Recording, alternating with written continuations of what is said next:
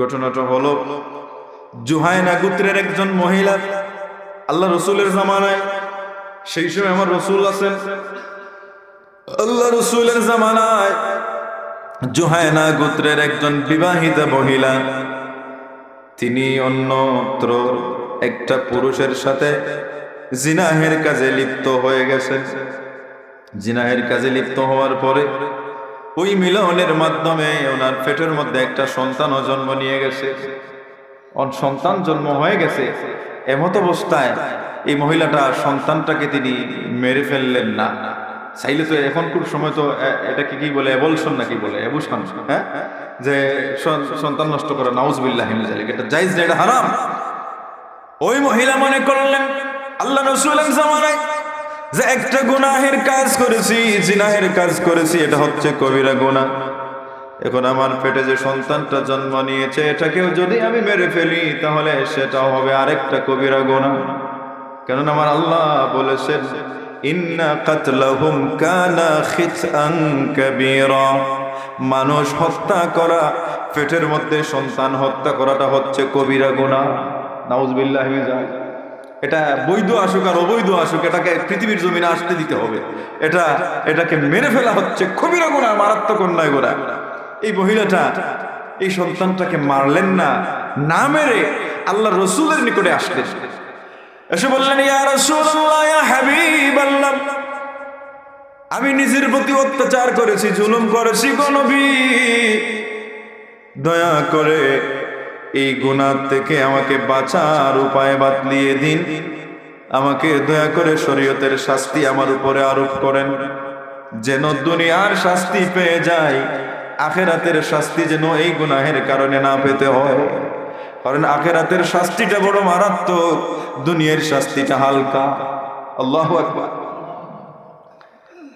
ওই মহিলা যখন আসলেন, আসার পরে যখন হামেলার কথা বললেন যে আমি তো হামেলা, গর্ভবতী সন্তান আমার পেটে, আল্লাহ রসুল ওই মহিলার অভিভাবককে বললেন, অভিভাবককে বললেন যে যাও, তাকে নিয়ে বাড়িতে যাও, সন্তান প্রসব হওয়া পর্যন্ত অপেক্ষা করো, যখন সন্তান প্রসব হয়ে যাবে তখন তাকে আমার নিকটে নিয়ে আসা। অভিভাবক নিয়ে গেলেন। সন্তান যখন পৃথিবীর জমিনে আসলো, আসার পরে ওই মহিলাকে নিয়ে আসা হলো, তখন আল্লাহ রসুল বললেন যাও, তাকে কোমর পর্যন্ত গেড়ে পাথর মেরে, পাথর নিক্ষেপ করে তাকে মেরে ফেলে, এটা হচ্ছে তার শাস্তি। এই মহিলাটাকে এইভাবে মেরে ফেলা হলো। যখন তার প্রাণটা বের হয়ে গেল, মহিলাটা যখন মৃত্যুবরণ করলো, তখন স্বয়ং নবী মুহাম্মদুর রাসূলুল্লাহ সাল্লাল্লাহু আলাইহি সাল্লাম ওই মহিলাটার জানাজা পড়ার জন্য আগাইলেন। জানাজা পড়াবেন, জানাজা পড়ালেন। যখন ওই মহিলার জানাজা পড়াতে যেতে চাচ্ছেন আমার রাসূল, হযরত ওমর রাদিয়াল্লাহু তাআলা আনহু বললেন ইয়া রাসূলুল্লাহ, ইয়া হাবিবাল্লাহ, আপনি কি একজন বেবিচারী মহিলার জানাজা পড়াবেন? আল্লাহ রসুল বললেন রে ওমর, শোনো রে, এই মহিলাটা যদিও কবিরা গুনাহ করে ফেলেছে, কিন্তু এমন তওবা করেছে যে তওবাটা যদি মদিনার অনেক লোকের মধ্যে যদি বন্টন করে দেয়া হয়, অনেক লোকের জন্য যথেষ্ট হবে একজন মহিলার তওবা। এমন তওবা করেছে, এমন কে আছে যে আল্লাহর শাস্তিকে ভয় করে, আল্লাহকে ভয় করে তার জীবনটা দিয়ে দিতে পারে? সুতরাং এই মহিলাটা নেককার, আল্লাহওয়ালা, তার জানাজা আমি পড়াবো। সুবহানাল্লাহ। দেখেন তওবা কি জিনিস। এইভাবে তওবা যদি যতক্ষণ না একজন মানুষ না করবে, ততক্ষণ পর্যন্ত তিনি খাঁটি ইমানদারি না, আল্লাহর ফরমাবরদার গোলাম নয়। গুনার কাজও করলাম, নামাজও পড়লাম, গুনার কাজও করলাম, হজও করলাম, তাহলে আমি কিসের ইমানদার?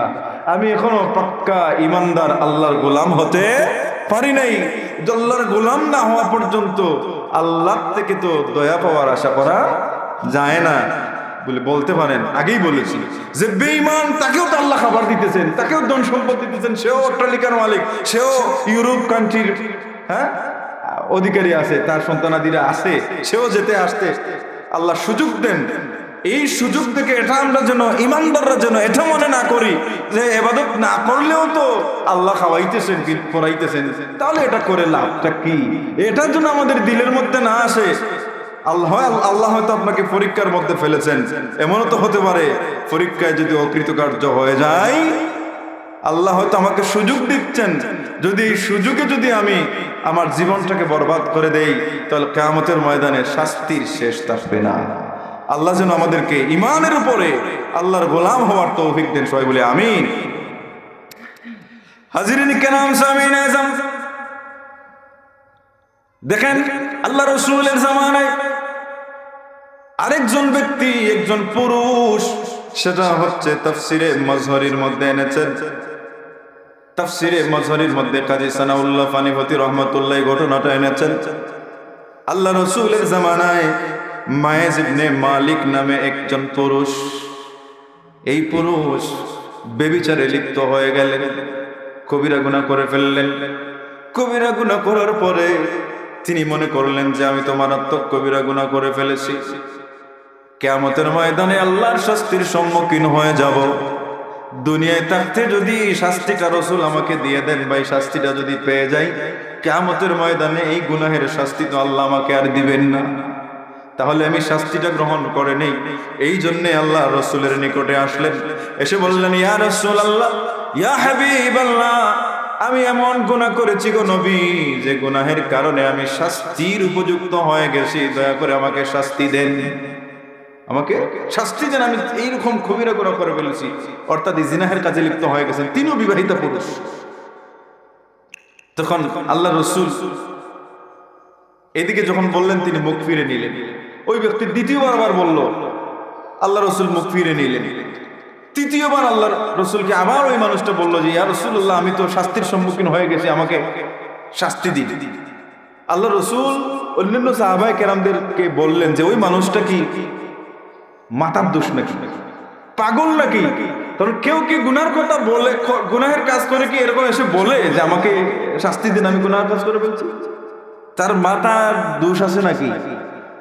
তখন সাহাবায়ে কেরাম বললেন, ইয়া রাসূলুল্লাহ, না, এই মানুষটা বড় জ্ঞানী, এই মানুষটা বড় চৌকস, চালাক চতুর মানুষ, খুব ভালো মানুষ, হয়তো শয়তানের দুকায় পরে গুনাহ করে ফেলেছে, সেজন্য সেই গুনাহ থেকে মাফি পাওয়ার জন্য, তওবা করার জন্য আপনার দরবারে এসেছে।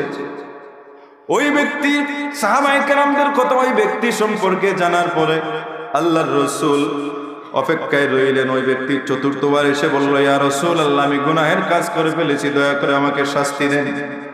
আল্লাহ রাসূল সাহাবায়ে কেরামদের বললেন, যাও তাকে নিয়ে পাথর যে জায়গার মধ্যে বেশি আছে ওই জায়গায় নিয়ে যাও, নিয়ে তাকে পাথর নিক্ষেপ করো। তো সাহাবায়ে কেরামরা এমন জায়গায় তাকে নিয়ে গেলেন, সেখানে পাথরের সংখ্যা কম ছিল। তখন তাকে যখন পাথর মারা হলো, পাথরের আঘাতে সে সহ্য করতে না পারে এখান থেকে উঠে একটু দৌড় দিয়ে যেখানে বেশি পাথর সেখানে গিয়ে পড়ে গেল। তো সেখানে গিয়ে পড়ার পরে সাহাবায়ে কেরামরা তার পিছু পিছু হয়ে সেখানে গেলেন, গিয়ে সেখানেও পাথর মেরে তাকে, যখন তার দেহ থেকে প্রাণ বের হয়ে গেল, তখন তারা ফিরে এসে বললেন, ইয়া রাসূলুল্লাহ, সে তো এরকম দৌড় মেরে দিয়েছিল, অর্থাৎ কম পাথরের এলাকা থেকে বেশি পাথরের এলাকায় চলে গেছে এরকম দৌড়াইয়া। তখন আল্লাহ রাসূল বললেন, সে যখন দৌড় দিয়ে দিয়েছিল, তখন তোমরা তার পিছু দৌড়লে কেন, তাকে ছেড়ে দিলে না কেন? ঠিক আছে। তখন সাহাবায়ে কেরামরা বললেন, ইয়া রাসূলুল্লাহ, তার ব্যাপারে আমরা কি করতে পারি? সে তো গুনাহের কাজ করে, গুনাহের শাস্তিরত অবস্থায় তার মৃত্যু হয়েছে, এখন তার ব্যাপারে আমরা কি সিদ্ধান্ত নিতে পারি? তখন আল্লাহ রাসূল বললেন, একজন মুসলমানকে যেভাবে দাফন কাফন গোসল করানো হয়, ঠিক একইভাবে তাকে এরকম গোসল দাফন কাফন করাও, কারণ সে তওবা করে সে আল্লাহর বান্দা হয়ে গেছে। সুবহানাল্লাহ। তাহলে হাজিরিন কেরাম, তওবা করার মাধ্যমে দেখেন, কবিরা গুনাহ করতে হলে এরকম তওবা করতে হয় যে তওবা ছাড়া কবিরা গুনাহ মাফ হয় না। কবিরা গুনাহ, সগীরা গুনাহ মাফ করে নেওয়ালা হচ্ছেন কে? আল্লাহ। টাকা পয়সা দিয়া দুনিয়ার কোনো মাখলুক বা কোনো সম্পদ দিয়া গুনাহ মাফি করা যায় না যদি আমার আল্লাহ মাফ না করে দেন। এজন্য মাফ চাইতে হবে কার কাছে? আল্লাহর কাছে। হাজিরিন কেরাম, সামিন আযম, এই গুনার তওবাটা কোনো মানুষ হাত জোড় করে এরকম আল্লাহর দরবারে বলতে পারে, আল্লাহ আমাকে মাফ করে দাও, এরকম হাত উঠেও তওবা করতে পারে, জবান দিয়েও তওবা করতে পারে, আবার দিলেও তওবা করতে পারে। কারণ আমার আল্লাহ, যদি কোনো মানুষ হাত উঠায়, যদি কোনো মানুষ জবান দিয়ে বলে আল্লাহকে আমাকে মাফ করে দাও, কিন্তু হাতেরটা আল্লাহ দেখেন না, জবানও দেখেন না, আল্লাহ দেখেন অন্তর। কারণ আমার হাদিস শরীফের মধ্যে এসেছে ওয়ালাকি ইয়ানজুরু ইলা কুলুবিকুম, আল্লাহ বান্দার অন্তরের দিকে তাকান, অন্তর কি বলতেছে।